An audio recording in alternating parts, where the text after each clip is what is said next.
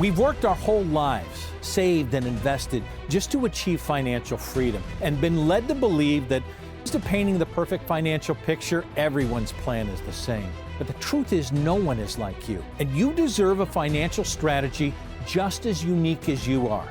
How do you navigate the complexities and volatility of a financial environment that just never sits still? And how do you find the guidance you need? Who do you trust with the wisdom to paint your financial masterpiece?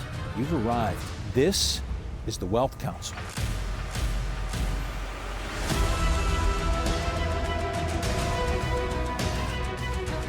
Welcome to the Wealth Council. I'm Brad Johansson, where we present the Council's knowledge on your wealth. Appreciate you being with us today. Advisors from all around the country. Brian Caranta from Pittsburgh, Pennsylvania. Stuart Willis from Arizona, Colorado, Nevada, and Chance Robinson out of Orlando, Florida. Gentlemen, always a pleasure to be with you. I want to talk risk to start this one off. And this is a term that we haven't really quantified at this point. It's certainly not a term of art, where in the medical field or in the legal field, when you say a word, it means the same thing all across. In the financial field, if we're talking about risk, Brian, is there a way to quantify what that means financially? Yeah, it's very simple. How much money can you afford to lose? That's risk. And the way we define risk, a lot of us up here, is if it go up in value or down in value, it's risky. Now, Wall Street will tell you that there's all these different levels of risk, right, based on how you allocate. But the bottom line is that if it can lose money, it's risky. Yeah, absolutely. I agree. And look, even the most conservative people over the last couple of years have thought they were conservative, right? They thought their investments were immune from volatility. Considered themselves such. But those are the people that got hit the hardest because of the interest rates that have skyrocketed here. The long-term and short-term treasuries have gone through the roof, and that's absolutely cratered bonds here. Well, when you're looking at these situations that people come in and are talking about risk, a lot of it has to do with the advice that they're given, right? And I got a very common rule of thumb when I sit down in front of a client. It's simply this: protect what you can't afford to lose. That's right. If I am sitting in a position that I can't afford to lose 30, 40, 50% of my portfolio, then don't have that much at risk. No, it's just precisely why, you know, when I was in Las Vegas a while back, I remember watching somebody at the craps table. And it was interesting because their reactions, it was very clear, transparent to everybody, that person couldn't afford to be risking the money they had at the table. Yep. Because other people that were losing were having a great time. This person looked like everything was on the line. And I think it's the same thing with retirement. Don't gamble with the money that you can't afford to lose. Yeah, Love that. I think also, you know, if you look at what Stuart shared in regards to the people that were the most conservative actually lost the most. I mean, I think it was last year, the year before, the 20-year Treasury was down somewhere around 20%, 20%. I mean, that's a big loss to take when you're in what you would consider a very safe investment. And there's a lot of people out there that thought they were protected and weren't because of the rising interest rates. How do people who are sitting in a position of saying, I know who I am, I'm conservative, I'm not going to jump out there and be risky, and sit with that position because someone has told them this is a nice conservative portfolio? Yeah. I mean, here's the interesting thing. Like, There's a lot of ways that people mess up their investments, mess up retirement.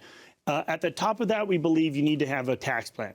Number two, we believe you need to be in the proper portfolio for you. Forget what your neighbor said. Forget what the smart guy at the country club, your drinking buddies, all the smart people, forget it. Because people, you do not need to keep up with the Joneses. It's important how you're invested and that you're invested properly for yourself. But we believe that the most important determinant of whether you're going to succeed or fail in retirement is how you react to the markets. And remember, in order for you to react properly to the markets, because look, everyone knows you're supposed to buy low and sell high, and oftentimes people do the opposite. Right? And the reason is because they're in the wrong portfolio for them. They're taking too much risk.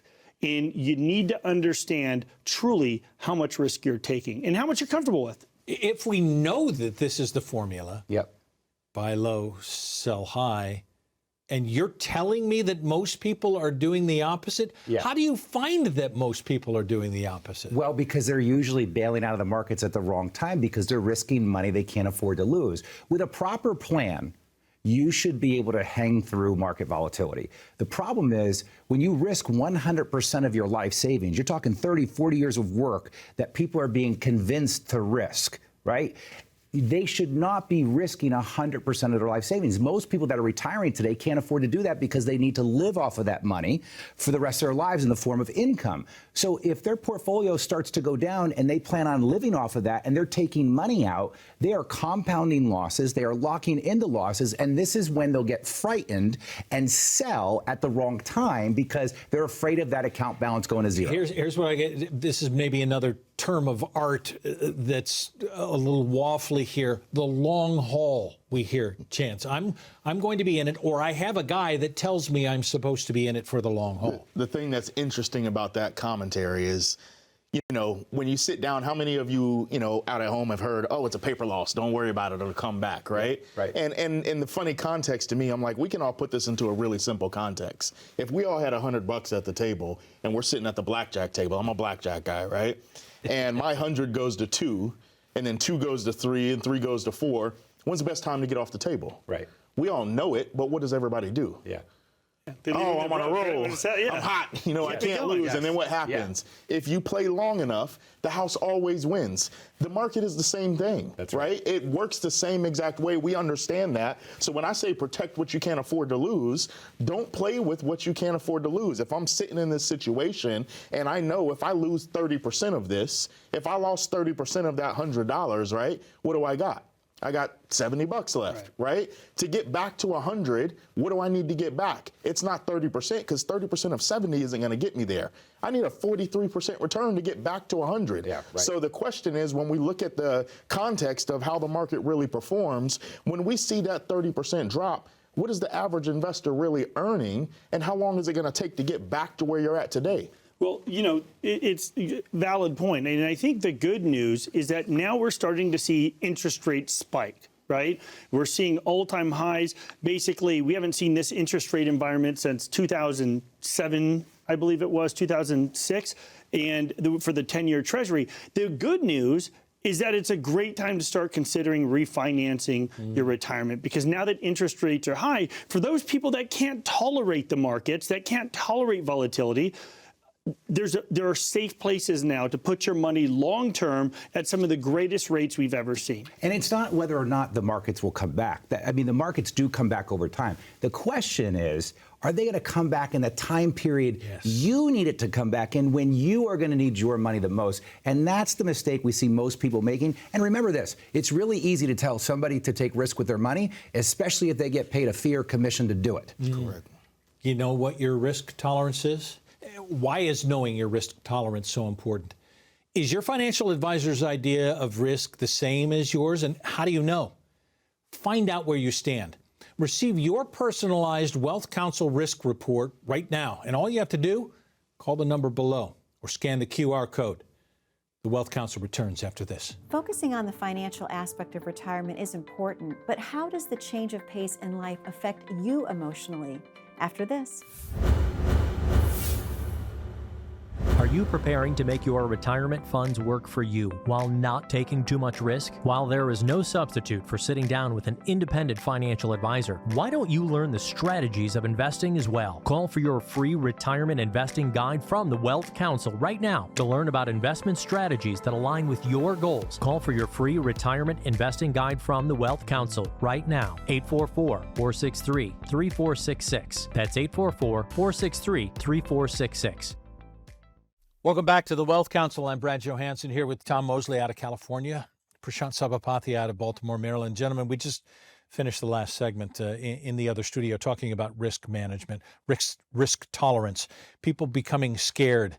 I think it takes us into this emotional part of financial planning where people really aren't prepared for some of the emotional changes, or really aren't necessarily, you shake your head before I even finish the sentence, emotionally unprepared for what they're in for right now. Why do you shake your head with that? It's the twilight zone.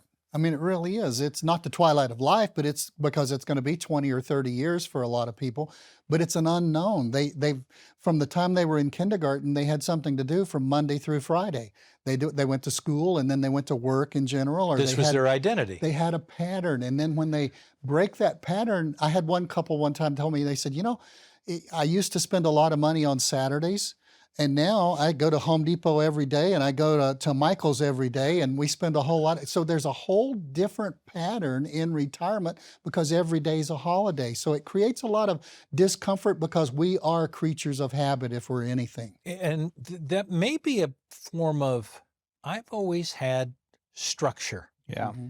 And now it's so unstructured, I'm emotionally unprepared for what the risk may be going down the road. Am I tying those two together in the wrong way?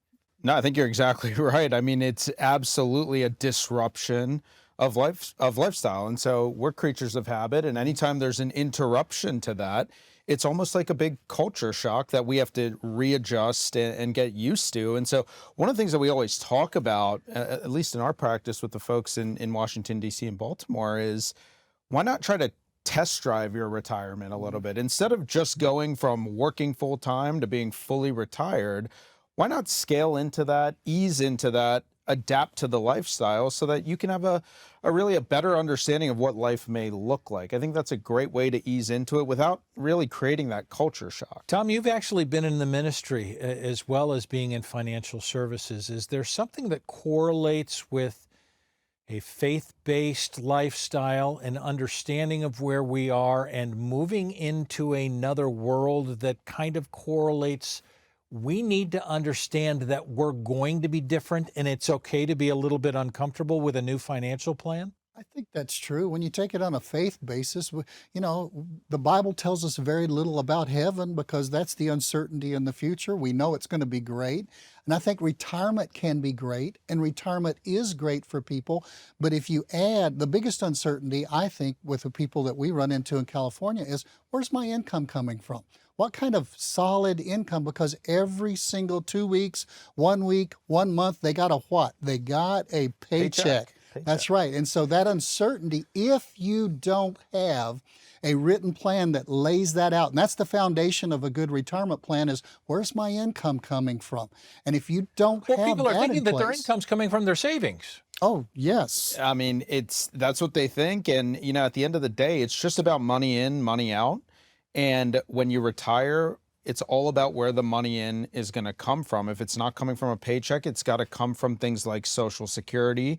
If you're fortunate enough to have earned a pension, it comes from that, or your retirement savings. And the key to the whole thing is alleviating that concern that retirees have of, am I going to run out of money? And so when we talk about putting together that income plan and really having that plan in place, it's about how do I create the paycheck that I want, but eliminate or really mitigate that risk. If we create a plan, can we create emotional peace? Well, the emotional peace comes, the reason I do what I do is because of the sigh. And here's what I mean. When you sit across the table, you've done it too. You're on the other side of the country from me, but you've done it too. Because you sit down with those people who come in and their major concern is, can we afford to retire?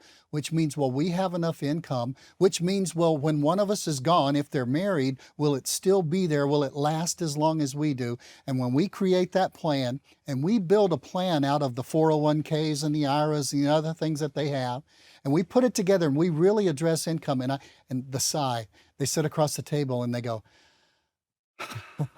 and I know they've got it. Yep. You know what I'm talking about? I know exactly what you're talking about. It's all about the income.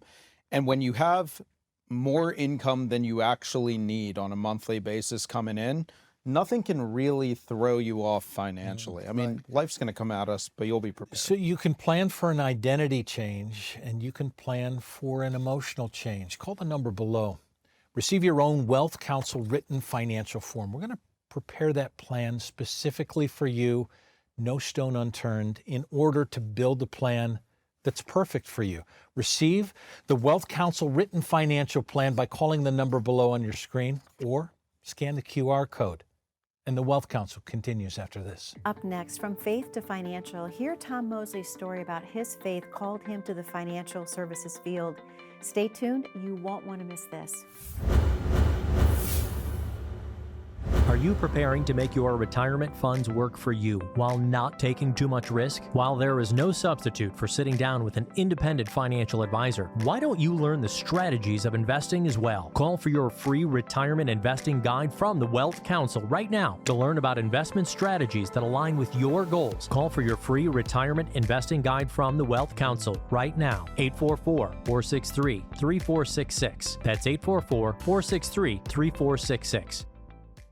Welcome back to the Wealth Council. I'm Brad Johansson with the Advisor Spotlight today, Tom Mosley. Tom, we're coming out of a segment where I may have broached something for some viewers going, really, he's a financial advisor, he used to be in the ministry. Can you tell us a little bit about what took you into this vein?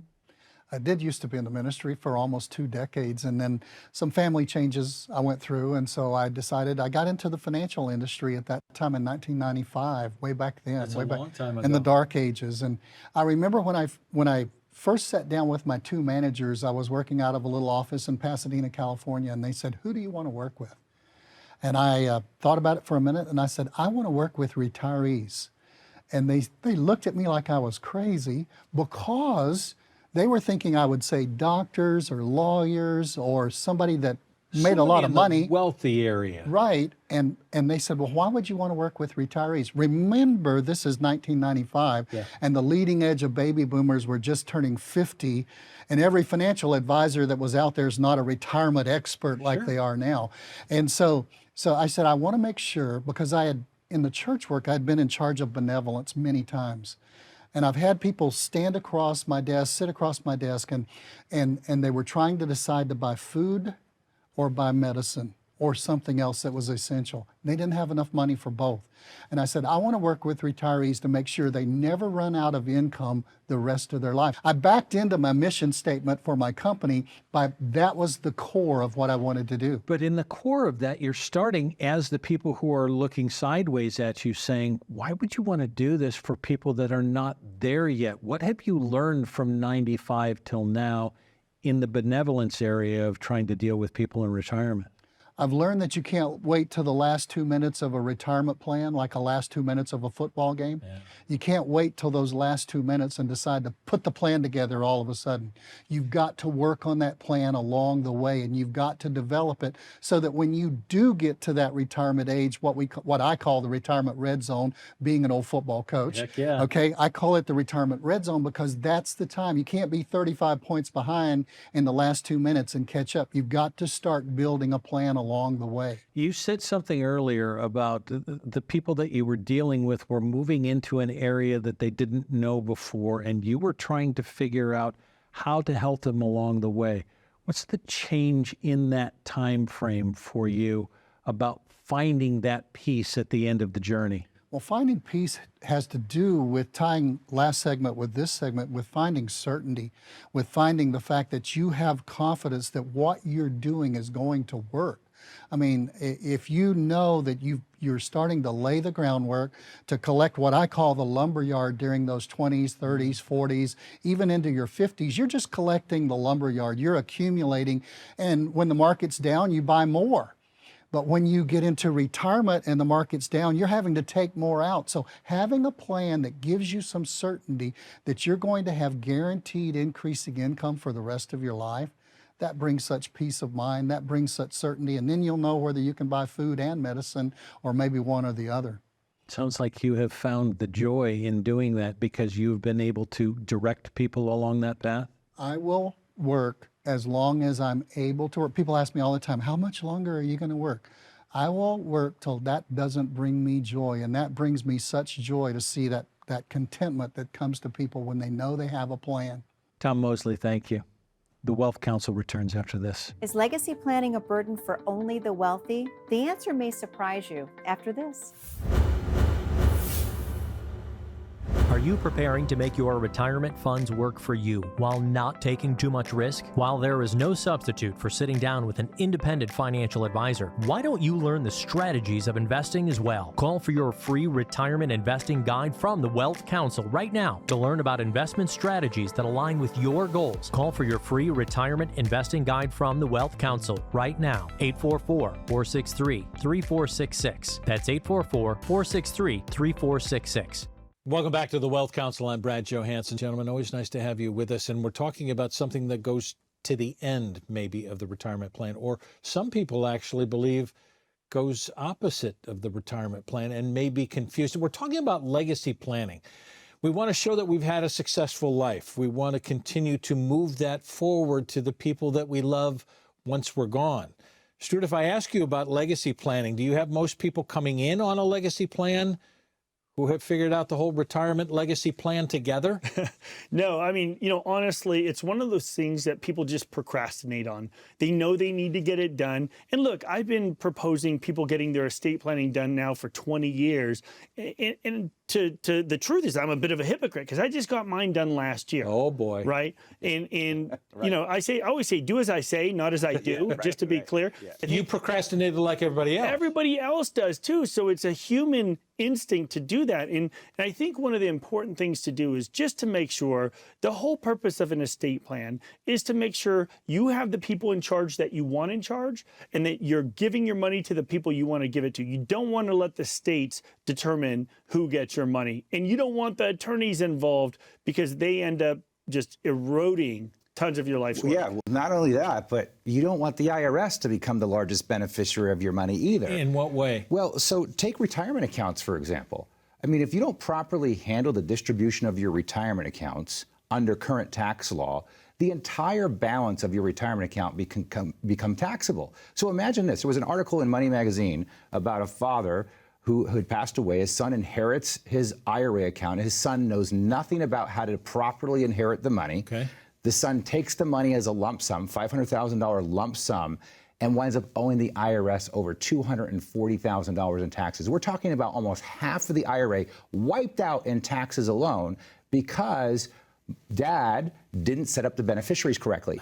And beneficiary documents come on retirement accounts, 401ks, 403bs, 457s, IRA accounts, Roth IRAs. If those are not set up correctly and that money does not go to the beneficiary of your choice, or the beneficiary takes as a lump sum, you're talking about the IRS becoming the largest beneficiary. Look, we ask you all the time. In a previous show, you asked me the question of, why should you hire a financial advisor, right? Why not just, the do-it-yourselfers want to do it themselves? And here's the issue.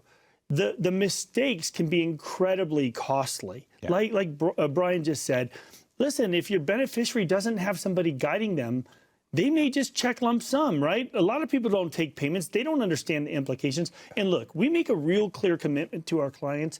And what we tell them is, I promise you, I will be there for your surviving spouse. We will be there for your kids. Yeah. But you have to have your stuff in order. You have to have your affairs in order. And a big part of that estate plan and legacy plan is the living trust itself. It's a huge part of people's estate So plan. how common is this case of $500,000? And it may not be $500,000. It may be more. It may be less. How common is it that somebody is leaving something to someone, that son gets, oh my gosh, my dad gave me $500,000.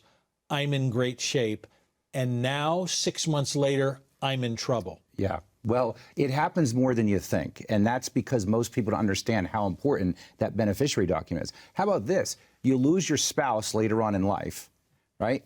And you get remarried, and you now name your new spouse as the primary beneficiary in your retirement account. You die, that new spouse that you just married now legally owns 100% of that money. That new spouse can disinherit your children because that new spouse can change those beneficiaries to whoever they want. And this is why a good estate plan could prevent that from happening, to make sure that the monies get to your loved ones. And we hear all the time about these kids that are successful on their own. They don't want my money. They don't need my money. Look, if you want to see the Jerry Springer show, come to my office during an estate settlement here, right? The first time I was showing my mother-in-law my new office in Arizona, We had a guy peeling out because he was like peeling out donuts because he was upset he was disinherited. And I'm telling you, have your affairs in order. Let the document speak. Yeah, I threw those numbers out. Isn't there a thought that this estate planning stuff is for the wealthy or the ultra wealthy? Yeah, well, I don't need that. Well, you would think that, but everybody needs an estate plan. You know, even someone with a small amount of money at least needs a basic will. There's a lot that goes into it, and to make sure that it's done right, your financial advisor, your estate planning attorney, they should all be on the same page. The biggest mistake we'll see a lot is the estate planning attorney's doing one job, the financial planner's doing another, and the left hand doesn't know what the right hand's doing. And this is why you want to work with a good fiduciary firm that may house all of that in one place. Mm-hmm. Stuart, Brian, thank you. Estate planning isn't just for the ultra wealthy. It's for those who want to leave a legacy for their loved ones. Learn about the 5 crucial estate planning documents that everyone should have in tax planning strategies. All of those and more will be included if you call the number below or scan the QR code. Receive your own Wealth Counsel estate planning guide. The Wealth Counsel continues after this. Are you preparing to make your retirement funds work for you while not taking too much risk? While there is no substitute for sitting down with an independent financial advisor, why don't you learn the strategies of investing as well? Call for your free retirement investing guide from the Wealth Counsel right now to learn about investment strategies that align with your goals. Call for your free retirement investing guide from the Wealth Counsel right now. 844-463-3466. That's 844-463-3466. Now, we've talked about the danger of unnecessary risk and the emotional changes in retirement. And planning to leave a legacy, it's why we do what we do, to make your retirement plan a unique masterpiece just like you. Now, I'm sure you still have questions. That's what we're here for, to answer them in a way that makes sense, with advisors who for decades have been helping make retirement last longer. For people just like you, who've been wondering, can I really do this? The answer is yes. Call now for an appointment or a written financial plan just for you. We're so glad you joined us. I'm Brad Johansson, and this is the Wealth Counsel.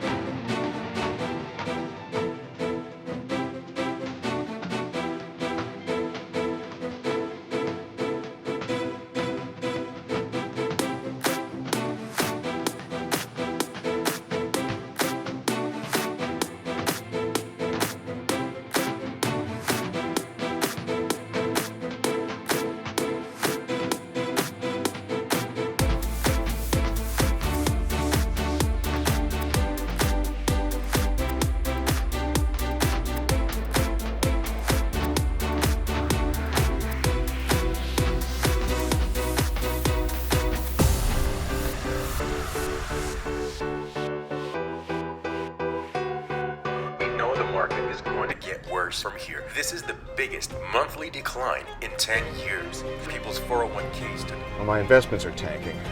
My retirement isn't going as planned. I can't believe I let my kid talk me into buying crypto. I mean, what is that anyway? This was the 4th worst contraction in history. So how are you two doing? Your financial future doesn't have to be uncertain. Plan your retirement right. Call right now for your own complimentary portfolio review and tax analysis.